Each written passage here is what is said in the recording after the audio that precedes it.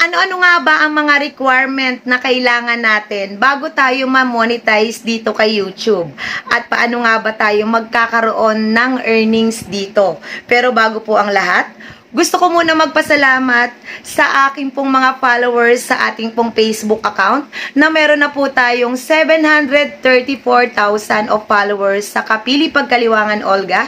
At syempre, meron din po tayong page ng pangalan ay Olga na sa ngayon po ay may 9.8k of followers.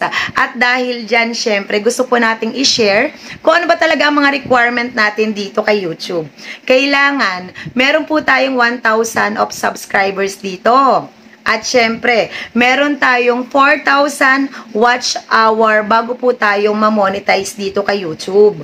At syempre, kapag po tayo ay monetize na, kailangan ay mabuo po natin ang $100 na requirement ni YouTube bago po natin makuha yung ating earnings. Doon po sa mga ads na nilalagay po sa ating mga video.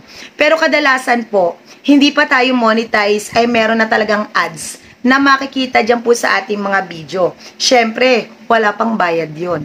Kasi kapag tayo hindi pa monetize, kahit po may ads na yung ating mga video, wala po tayong earnings dyan.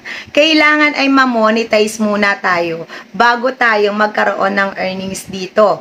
Kaya po doon sa mga baguhan pa lang sa channel ko, huwag niyo pong kalimutan na i-like, i-subscribe, at syempre, i-click nyo po yung bell button natin para updated tayo sa ating mga latest tips and tutorials.